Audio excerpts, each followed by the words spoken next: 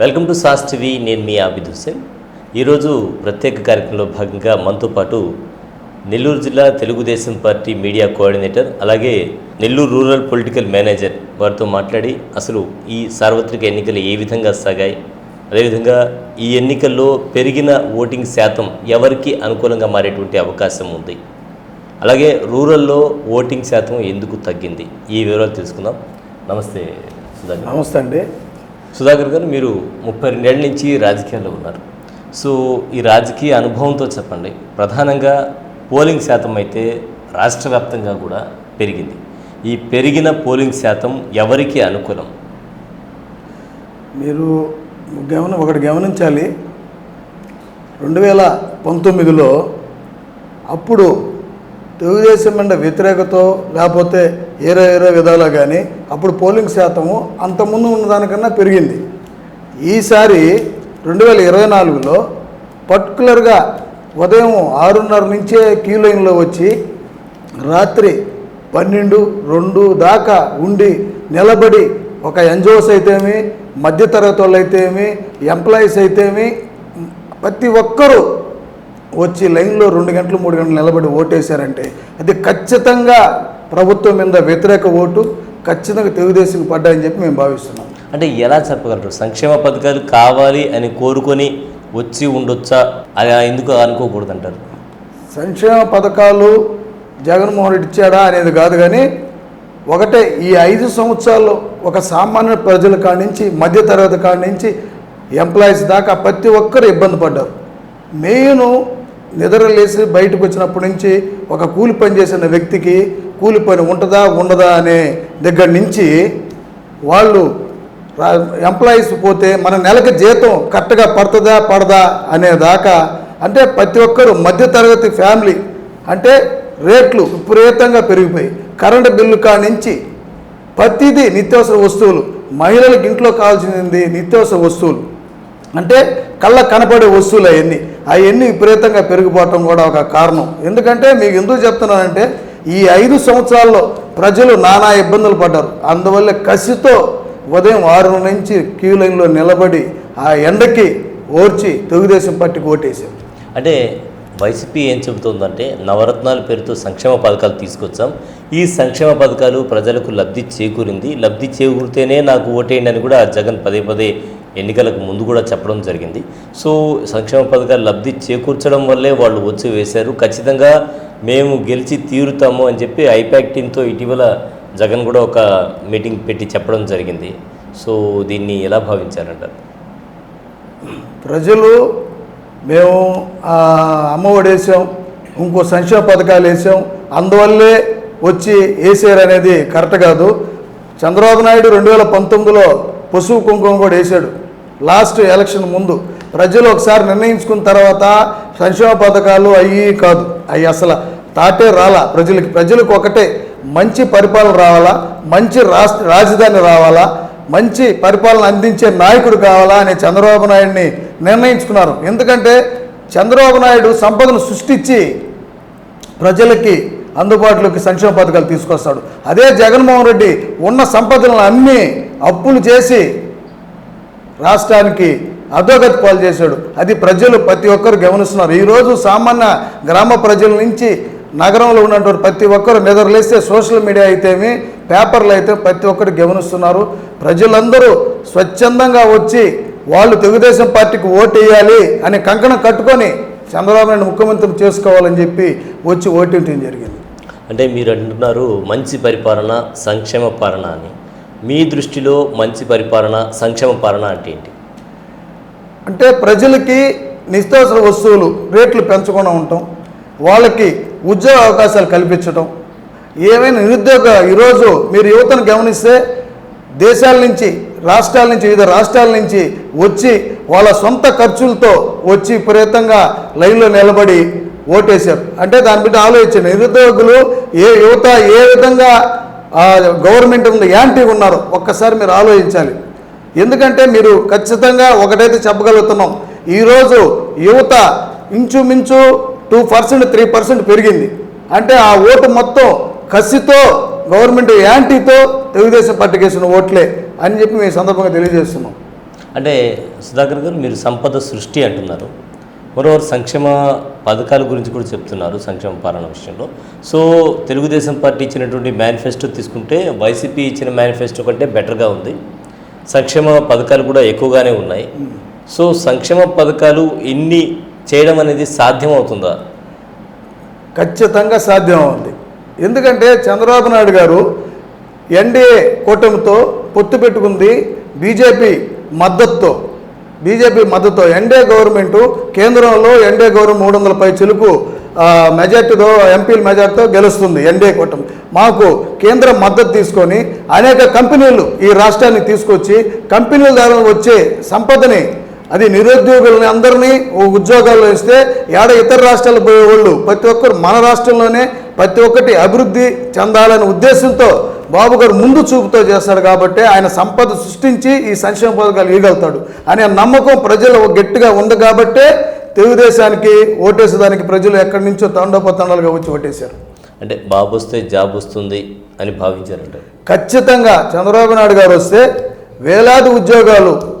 నెల్లూరు జిల్లా తీసుకుంటే ఆల్రెడీగా సెజ్జు ఇక్కడ మన ఆమంచర్ల దగ్గర ఖచ్చితంగా సెజ్జు ఓపెన్ అయితే 20,000 ఉద్యోగాలు, ఒక నెల్లూరు మన రూరల్ నియోజకవర్గంలోని 20,000 ఉద్యోగాలు ఉన్నాయంటే రాష్ట్ర వ్యాప్తంగా ఎన్ని లక్షల ఉద్యోగాలు సృష్టిస్తారో ఒక్కసారి మీరు ఉదాహరణ అంతే చూడండి మీరు.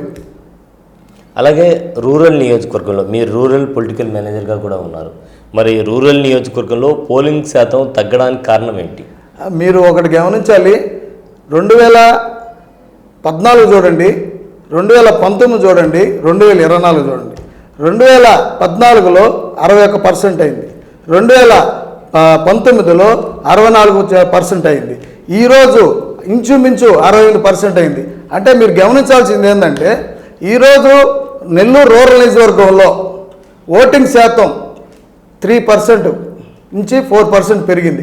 అవన్నీ తెలుగుదేశం పార్టీ, అదేవిధంగా కోటమిరెడ్డి శ్రీధర్ రెడ్డి ప్రజల్లోకి అందుబాటులో ఉంటాడు 24 గంటలు అనే భావంతో వచ్చిన ప్రజలు ప్రతి ఒక్కరూ శాతం పెరిగింది. అది కాకుండా యువత, మేము జనసేన, అలాగే ఎన్డీఏ కూటమి బీజేపీ, తెలుగుదేశం. జనసేనలో కొత్తగా వచ్చినటువంటి ఓటర్లు విపరీతంగా వచ్చి ఓటేయటం కూడా ఈ శాతం పెరగడానికి కారణం కూడా అని చెప్పి ఈ సందర్భం తెలియజేస్తుంది. అంటే దిగువ శ్రేణి నాయకులు ఓటర్లను పోలింగ్ బూత్ దాకా తీసుకురావడంలో విఫలమయ్యారు రూరల్ నియోజకవర్గంలో అనేటువంటి మాట వినిపిస్తుంది. దీంతో మీరు ఏకీభవిస్తారా? ఎందువల్ల అంటే మిగతా ప్రాంతాలతో పోలిస్తే మనకు రూరల్ నియోజకవర్గంలో ఇప్పుడు ఉదయగిరి లాంటి ప్రాంతాల్లో కూడా మంచి పోలింగ్ శాతం నమోదైనప్పుడు రూరల్ నియోజకవర్గంలో ఎందుకు ఫెయిల్ అయ్యారంటారు? ఫెయిల్ అయ్యేది అనేది కరెక్ట్ కాదు. అది ప్రతి 26 డివిజన్లు 18 గ్రామాల్లో ప్రతి ఒక్క తెలుగుదేశం పార్టీ నాయకులు కార్యకర్తలు కసితో పనిచేశారు. ఎందుకంటే దాదాపు 2009 చూసాం, 2014 చూసాం, 2019 చూసాం. తెలుగుదేశం పార్టీ జెండా అనేది కనపడలా. ఏంటంటే అలయన్స్లో కావచ్చు, 2 సార్లు అలయన్స్లో పోయింది, ఇంకోసారి 15 రోజుల ముందు అభ్యర్థి మారి ఒక అబ్దుల్ అజీజ్ గారిని తీసుకురావడం జరిగింది. 15 రోజులు ఎలక్షన్ చేసిన రోజే తెలుగుదేశం పార్టీకి 64,000 ఓట్లు వచ్చాయి. అంటే కసితో పగతో ప్రతి ఒక్కరూ ఈ గవర్నమెంట్ దింపాలని చెప్పి తెలుగుదేశం పార్టీ నాయకులు కార్యకర్తలు కసితో పనిచేశారు. మీరు చెప్పేదన్నీ కరెక్ట్ కాదు. ఎందుకంటే అంటే ఇటీవల వార్తలు వచ్చాయి కాబట్టి ఆ వార్తలు మీ దృష్టికి తీసుకొస్తుంది. మీ దృష్టి తీసుకొచ్చిన 100% ప్రతి డివిజన్లో నాయకులు కార్యకర్తలు కష్టపడి కోటమిరెడ్డి శ్రీధర్ రెడ్డి గారిని ఎమ్మెల్యేగా 3వసారి ముచ్చటగా అసెంబ్లీ పంపించాలి. అదేవిధంగా తెలుగుదేశం పార్టీని నెల్లూరు రూరల్లో చెప్పేది ఒక తెలుగుదేశం అనే కాదు, దిగువ శ్రేణి నాయకత్వం ఇటు వైసీపీ కావచ్చు, టీడీపీ కావచ్చు, అందరూ కూడా ప్రయత్నించుంటే మంచి పోలింగ్ శాతం నమోదయ్యేది అనేటువంటి వార్తలు వచ్చిన నేపథ్యంలో మిమ్మల్ని అడుగుతున్నాం.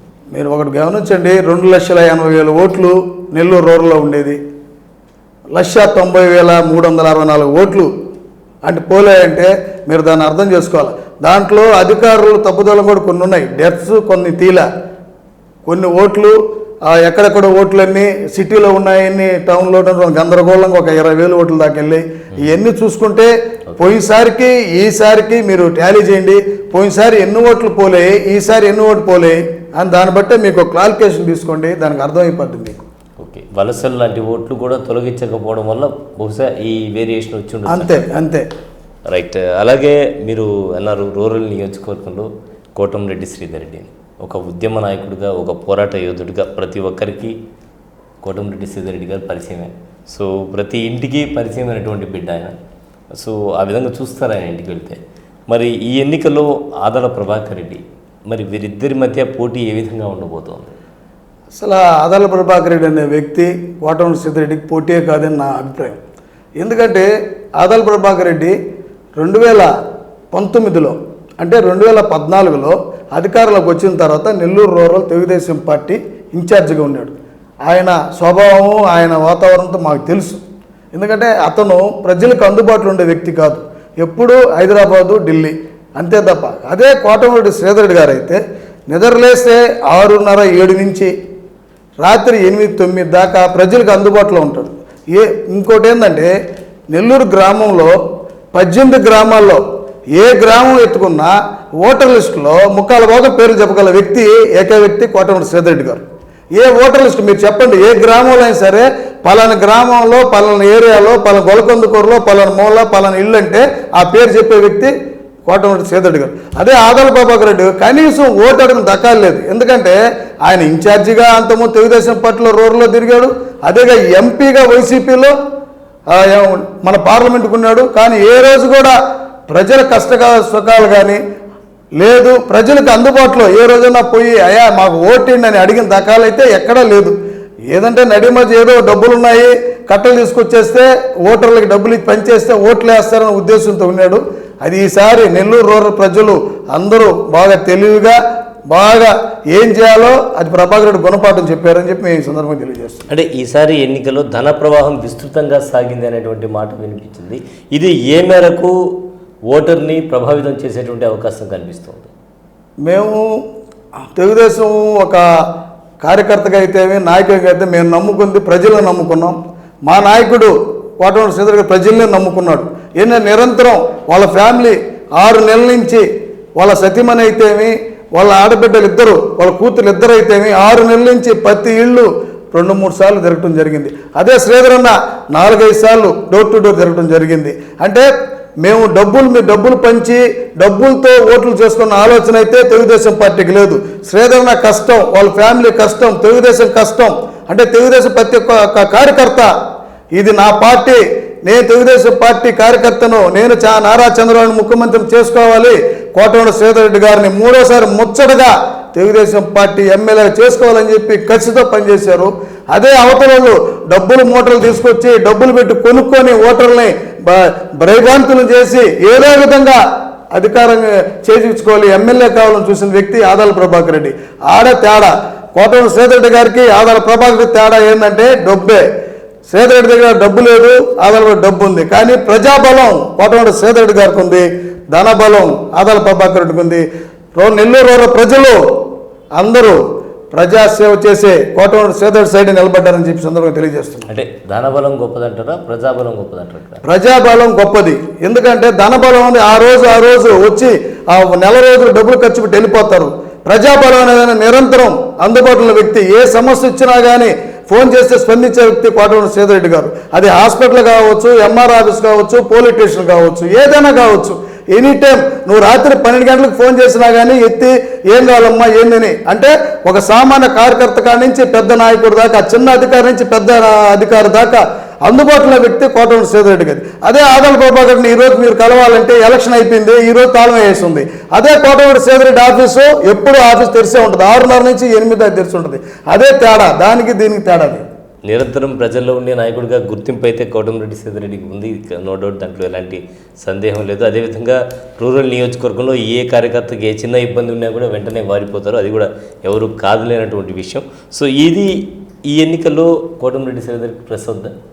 100% ప్రెస్ అవుద్ది.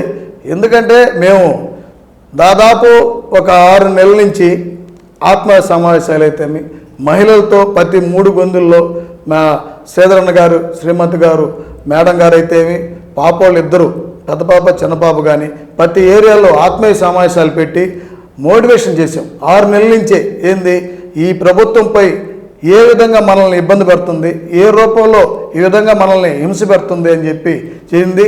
అదేవిధంగా ప్రజల్లో కూడా అధికార పార్టీ మీద ఫుల్ వ్యతిరేకత ఉంది. దాన్ని బట్టి తెలుగుదేశం పార్టీ 100% గెలుస్తుంది అనేది నమ్మకం. ఖచ్చితంగా కూడా శ్రీధర్ అన్న మంచి మెజార్టీతో గెలుస్తారని చెప్పి ఈ సందర్భంగా తెలియజేస్తాను. అలాగే జిల్లాలో తీసుకుంటే జిల్లాలో తెలుగుదేశం పార్టీ ఎన్ని స్థానాలు కైవసం చేసుకునేటువంటి అవకాశం ఉంది మీ అంచనా ప్రకారం? మీరు డౌటే పడబడలే, 10కి 10 ఖచ్చితంగా ఈ ఓటింగ్ సరళను బట్టి ప్రతి దగ్గర మీరు అంత ముందు గమనించండి, 10కి 10 100% గెలుస్తున్నాం. రాష్ట్రంలో తెలుగుదేశం పార్టీ 120 నుంచి 130 సీట్లు గెలుస్తుంది. అదేగా నెల్లూరు జిల్లాలో 10కి 10 గెలుస్తున్నాం, దాని మీద డౌట్ ఏం లేదు. కొన్ని నియోజకవర్గాల్లో టైట్ ఫైట్ ఉండేటువంటి అవకాశం ఉందనేటువంటి మాట వినబడింది. అవన్నీ వీళ్ళు సృష్టించుకుంటున్నారు టైట్. ఇప్పుడు జగన్మోహన్ రెడ్డి పోత లండన్కి చెప్పేసిపోయాడు కదా, 175 గెలుస్తున్నాం అంటే దాన్ని బట్టే మీరు అర్థం చేసుకోండి. వేరే ఆలోచనలు అయిపోయాక వెళ్తాయి. ఎందుకంటే అతను ఉనికిని అతను కాపాడుకునే దానికి. ఎందుకు ఈ క్యాడరు రేపు పోలింగ్ ఏజెంట్లు కూడా కౌంటింగ్ ఏజెంట్లు ఉండరని చెప్పేసి ముందుగా 170 గెలుస్తామని చెప్పేసి వెళ్ళాడు. కారణం ఏంటంటే రేపు ఏజెంట్లు కూడా ఉండరు వాళ్ళకి. సార్ 32 ఏళ్ళు మీకైతే ఎక్స్పీరియన్స్ ఉంది. సో మీ అంచనా ప్రకారం 175కి ఎన్ని రావచ్చు వైసీపీకి? నాకు తెలిసి 30 నుంచి 40 వస్తాయి అనుకుంటున్నాం. 30-40 దాన్ని మించిపోయి వచ్చే సమస్యలే. మన జిల్లాలో ఏం రావచ్చు? మన జిల్లాలో 10కి 10 ఖచ్చితంగా తెలుగుదేశం పార్టీ గెలుస్తుంది. వాళ్ళకైతే ఏమీ రావు. అంటే కోవూరు, ఆత్మకూరు టైట్ ఫైట్ అని ఏం లేదు, మొత్తం మంచి భారీ మెజార్టీతో గెలుస్తున్నాడు. కోవూరులో ఎవరు ఊహించిన మెజార్టీతో గెలుస్తున్నారు. అదే ప్రకంగా ఆనం రామనారాయణ గారు కూడా మంచి మెజార్టీతో గెలుస్తున్నాడు. సో 10కి 10 ఖచ్చితంగా 100% 10కి 10 ఖచ్చితంగా గెలుస్తున్నాం. మంచి మెజార్టీతో గెలుస్తున్నాం. గెలవటం కాదు, మంచి మెజార్టీతో గెలుస్తున్నాం. ఉమ్మడి నెల్లూరు జిల్లాలో 100% గెలుస్తున్నాం, దాని డౌట్ ఏం లేదు మీకు. పోయినసారి ఏ విధంగా అయితే వైసీపీ క్లీన్ స్వీప్ అన్న నెల్లూరు జిల్లాలో 10కి 10 వచ్చాయంటే రాష్ట్రంలో ఏ విధంగా ఉంటుందో మీరు ఒకసారి ఊహించుకోండి. రాష్ట్రంలో ఒక తెలుగుదేశం సునామీ రాబోతుంది. రైట్. ప్రధానంగా తీసుకుంటే ఫైనల్గా వైసీపీకి ఈ ఎన్నికల్లో మైనస్ అయిన అంశాలు ఏంటి అనేది ఏమైనా చెప్పగలరా? మైనస్ అంటే నిద్రలేసినప్పుడు ఉదయం సాయంత్రం అనే తేడా ఏం లేవు వాళ్ళకి. సామాన్య ప్రజలు పనులు లేక నాన్న ఇబ్బందులు పడ్డ నెంబర్ 1. ఏదో మనం అమ్మఒడి ఏదో సంక్షేమ పథకాలు వేస్తున్నాం దానివల్లే అనేది ఒక దాంట్లో ఉన్నారు government. Amma Vodi, English medium school, అందరికీ ఇల్లు ఇస్తాం, నాడు నేడు అన్నీ. కానీ మీరు ఒకటి గమనించండి, ద్వారా స్కూల్ మెరుగుపరిచాము ఇవన్నీ అనుకుంటున్నారు. కానీ ఒక 10,000 రూపాయలు ఇచ్చి మనకి ఈరోజు సామాన్యుడికి ఒక కరెంటు బిల్లు చూసుకోండి మీరు. అంతకుముందు 300-400 వచ్చే ఇల్లు ఈరోజు 1000 రూపాయలు 1200 రూపాయలు వస్తుంది. ఒక సామాన్యుడు కూడా ఈరోజు టీవీ, ఫ్రిడ్జ్ అనేది కంపల్సరీ. మీరు గమనించండి, ఎక్కడైనా సామాన్యుడు రిక్షా దొక్కున్న వ్యక్తి కాడి నుంచి ఒక మధ్యతరగతి ఎవరైనా సరే ఒక టీవీ, ఒక ఫ్రిడ్జు, ఇప్పుడు ఎండాకాలంలో ఒక ఏసీ అనేది కంపల్సరీ. మీరు పెట్టి ఎన్ని ఆంక్షలు పెట్టారు ఆ రేషన్ కార్డులో. కరెంట్ బిల్లు పెరగంగానే సంక్షేమ పథకం కట్ అంటే ఇప్పుడు ఎంతమందికి వస్తుంది? తెలుగుదేశం పార్టీ వస్తే ఈ కండిషన్ సప్లై ఉండదా? ఏముండవు. అంతకుముందు ఏ విధంగా బాబు గారు సంక్షేమ పథకం అందించారో తెల్ల రేషన్ కార్డు మీద అదే విధంగా ఉంటాయి. ఈ కరెంటు బిల్లులు పెట్టి కోత కోసే సమస్య లేదు. మీరు ఇంకోటి గమనించలేదు, అసలు ఇంతవరకు మనం 5 సంవత్సరాల ముందు టిట్కో ఇళ్ళు ఇచ్చారు. టిట్కో ఇళ్ళు నారాయణ సారు అజీజ్ భాయ్ ఉండేటప్పుడు, ఆయన మేయర్గా అజీజ్ భాయ్ ఈయన మన నారాయణ సార్ ఉండేటప్పుడు, మినిస్టర్గా ఉండేటప్పుడు టిట్కో ఇళ్ళు కట్టారు. వెంకటేశ్వరంలో ఉదాహరణ తీసుకోండి. అవి మొత్తం దాదాపు 90% పూర్తి అయిపోయి మాకు కొంతమంది తాళాలు కూడా ఇవ్వటం జరిగింది. మీరు ఒకటి చూస్తే ఎంత బాధకరం అంటే 4008 ఇళ్ళు కట్టారు ఆడ మొత్తం బ్యాంకుల్లోనే శాంక్షన్ అయిపోయాయి. శాంక్షన్ అయిపోయిన తర్వాత ఈరోజు బ్యాంకర్స్ మొత్తము మీ అమౌంట్లోంచి పడంగానే కట్ చేసుకుంటున్నారు. 1,00,000 రూపాయలు కట్టిన 4,000 కట్ చేసుకుంటున్నారు.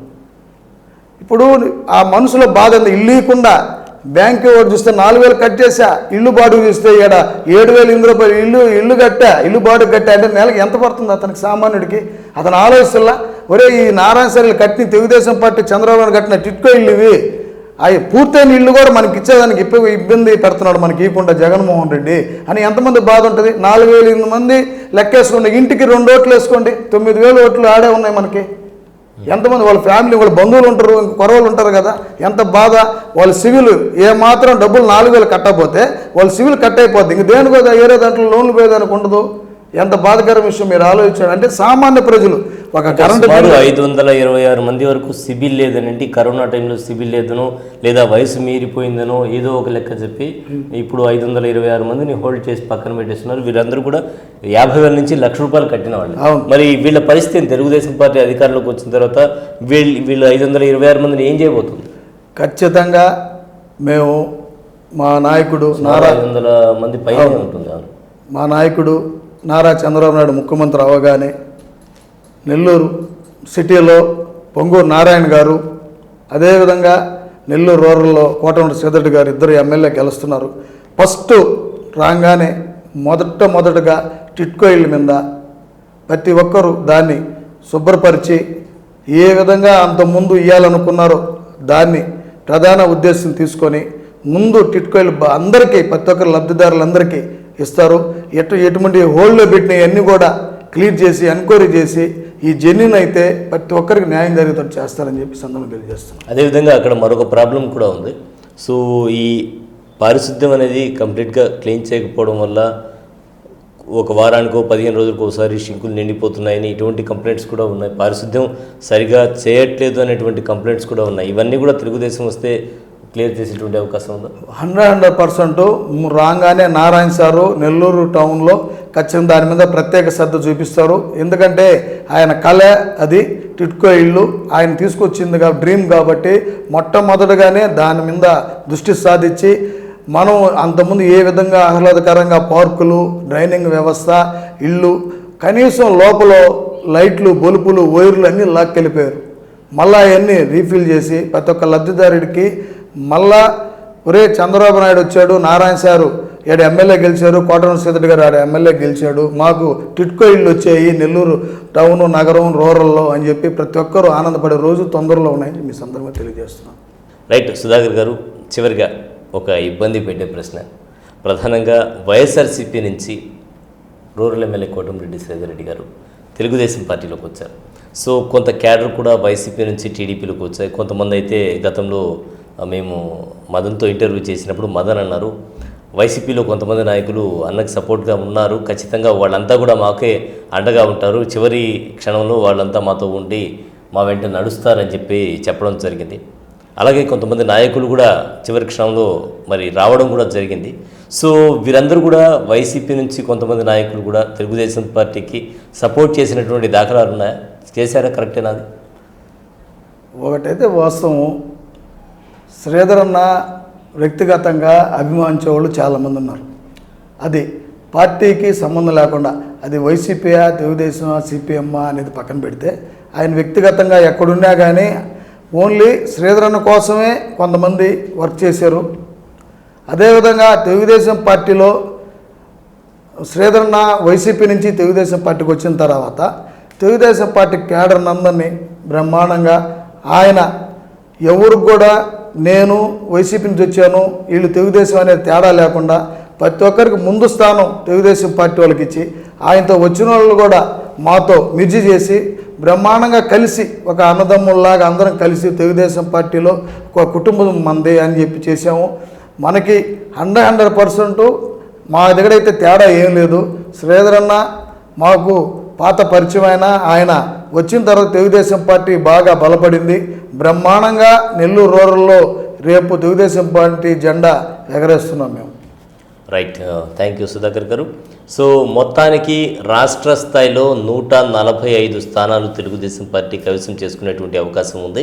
అలాగే తీసుకుంటే రూరల్ నియోజకవర్గంలో కోటమిరెడ్డి శ్రీధర్ రెడ్డి గారు జెండా ఎగురవేసేటువంటి అవకాశం ఉందని చెప్తున్నారు. అట్లనే తీసుకుంటే జిల్లాలో 10కి 10 స్థానాలు, అంటే ఉమ్మడి నెల్లూరు జిల్లాలో 10కి 10 స్థానాలు కూడా, అలాగే ఒక ఎంపీ స్థానాన్ని కూడా తెలుగుదేశం పార్టీ తన ఖాతాలో వేసుకుంటుంది అంటున్నారు జలదంకి సుధాకర్. ఇది ఇవాల్టి స్పెషల్ ఇంటర్వ్యూ. మరో స్పెషల్ ఇంటర్వ్యూలో మళ్ళీ కలుద్దాం. అంతవరకు సెలవు, నమస్కారం.